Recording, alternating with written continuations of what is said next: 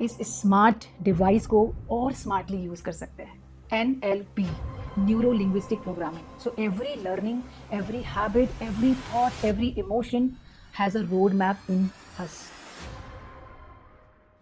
क्या आप अपने मोबाइल फ़ोन, अपने स्मार्टफ़ोन से ज़्यादा स्मार्ट हैं? ऑफ कोर्स यस, क्योंकि इस स्मार्टफ़ोन को बनाया तो एक ह्यूमन माइंड ने है ना।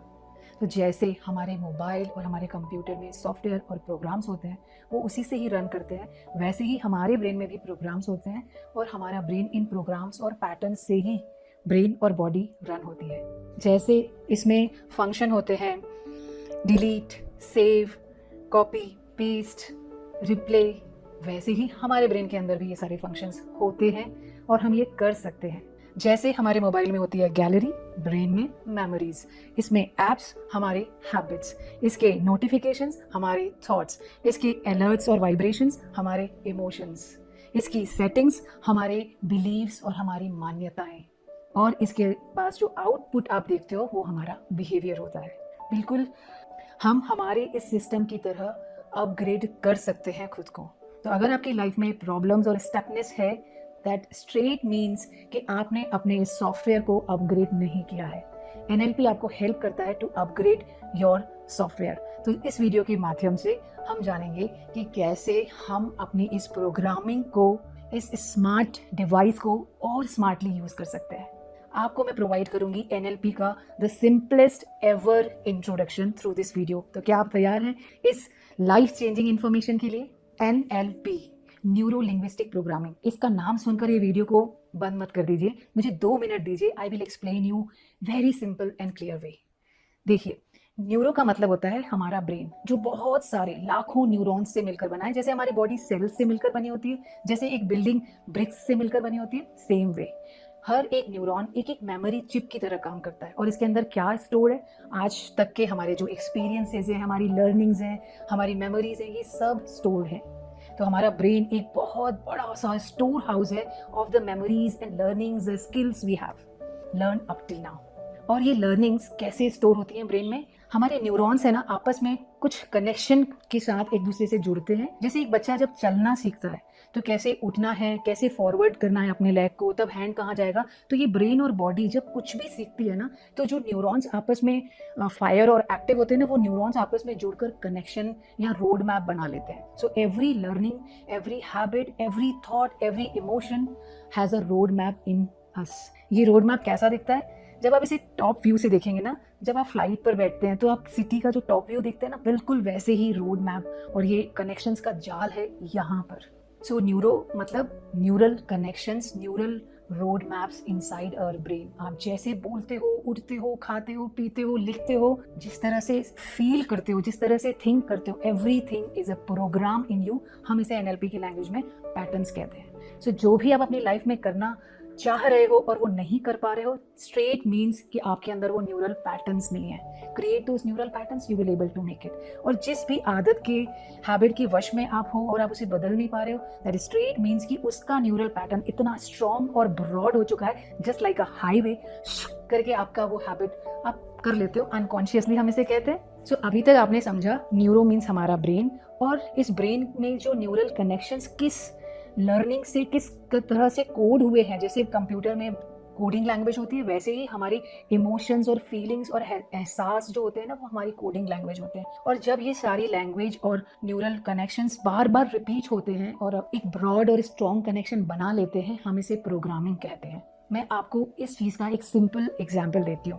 अभी जैसे मेरे अंदर एक थॉट आया कि I need to write something, तो मैं क्या करूँगी? मेरा ब्रेन बॉडी को कमांड करेगा राइट समथिंग। तो मेरे ब्रेन में, मेरे कॉन्शियस में एक थॉट आया, right it down.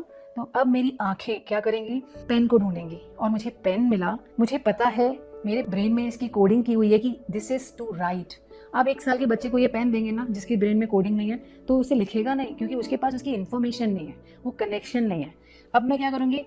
I just start writing with my dominant hand. अगर मैं राइटी हूँ तो मैं राइट हैंड से कंफर्टेबली लिख लूंगी। आप मुझे कहेंगे कि लेफ्ट हैंड से लिखो, तो मेरे लिए थोड़ा डिस्कम्फर्टिंग हो जाएगा। ऐसा नहीं कि मुझे लिखना नहीं आता, बट मेरे ब्रेन में उसकी उतनी स्ट्रॉन्ग और ब्रॉड प्रोग्रामिंग नहीं है to write from left hand. तब आप समझ गए कि कोई काम हमारे लिए कठिन इसलिए होता है इसके हाई चांसेस ये होते हैं कि हमारे पास उसका प्रोग्रामिंग का पैटर्न नहीं है। अब मैं कौन सी लैंग्वेज में लिखूंगी? जो लैंग्वेज मैंने सीखी हुई है, जो प्रोग्रामिंग मेरे अंदर है। आप मुझे कहेंगे चाइनीज़ में लिखो, वो मुझे नहीं आती, क्योंकि मुझे उसकी प्रोग्रामिंग नहीं है मेरे अंदर, वो लर्निंग नहीं है मेरे पास। So that does that mean कि I can not learn Chinese? Of course I can learn, सिर्फ मुझे उसकी लर्निंग और प्रोग्रामिंग क्रिएट करनी होगी, that's it. So now you have understood everything we do is a pattern inside us, and whichever thing we are not able to do, that means we don't have that pattern inside us. और एक चीज बताऊं कि 80% of your day you are living in the patterns.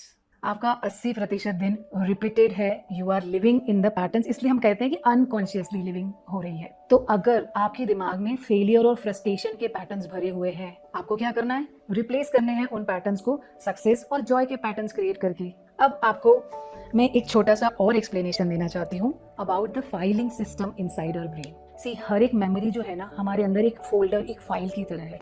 Obviously इस file के अंदर कुछ पन्ने होंगे, इन पन्नों में ऐसी कोई स्टोरी या एक्सपीरियंस, आपने कुछ रेफरेंस लिखा हुआ है जिसकी वजह से इस फाइल को देखकर आपको वो फीलिंग आती है। So just imagine your brain as a huge library, एक बड़ी सी सरकारी ऑफिस भी इमेजिन कर सकते हैं, जिसमें नंबर ऑफ फाइल्स हैं। मतलब आज तक के आपके सारे एक्सपीरियंसेस इसके अंदर फाइल्स के फॉर्म में स्टोर हैं। कोई हैप्पीनेस की फाइल है, कोई सैडनेस की फाइल है, कोई हर्ट की फाइल है, कोई गिल्ट की फाइल है। अब अगर आपके जाने और आपके परमिशन के बिना कोई भी फाइल आकर खुल जाती है, जस्ट जैसे मेरे परमिशन के बिना, मेरे एक्शन के बिना, मेरे मेमोरी के अंदर जो भी गैलरी के अंदर तस्वीर है वो पॉपअप हो जाए अपने आप, आपके कंप्यूटर से, आपके सिस्टम से कोई भी कभी भी मेमोरी पॉपअप हो जाएगी, how will you feel then? Powerless, out of control. Are you feeling such powerlessness? क्योंकि हमें हमारी जो मेमोरीज फ्लैश हो रही है ना ब्रेन में, जो थॉट्स और इमोशंस आ रहे हैं ना, वो रेंडमली आ रहे हैं। We are not training our brain कि इस टाइम पे ये मेमोरी निकाल, उस टाइम पे ये मेमोरी निकाल। ये सब आप अपने आप को सिखा सकते हो और एनएलपी ये आपको पावर देता है। सो एनएलपी क्या करता है in very simple and short way, कि हमारे ब्रेन के अंदर जितनी भी प्रोग्रामिंग्स है, उन प्रोग्रामिंग्स का, उन फाइल्स के अंदर जो आपने मीनिंग्स और एक्सपीरियंसेस स्टोर किए हैं ना, उन तक भी वो पहुंचकर उन्हें चेंज करता है। इसमें एक बहुत अच्छा प्रीसपोजिशन है, मतलब एक विश्वास है एनएलपी का। वो ये कहता है कि every experience has a structure. जैसे एक बिल्डिंग का स्ट्रक्चर होता है, जैसे हम एक कप चाय पीते हैं, चाय भी एक एक्सपीरियंस है ना, उसका भी एक स्ट्रक्चर है, मतलब उसकी भी इंग्रेडिएंट्स हैं। तो जब हम चाय के इंग्रेडिएंट्स को थोड़ा सा छेड़ देंगे तो चाय का एक्सपीरियंस चेंज हो जाएगा। वैसे ही आपके दिमाग में जो एक्सपीरियंसेस है ना, उनका एक स्ट्रक्चर होता है, जिसे हम वैक कहते हैं, VAK।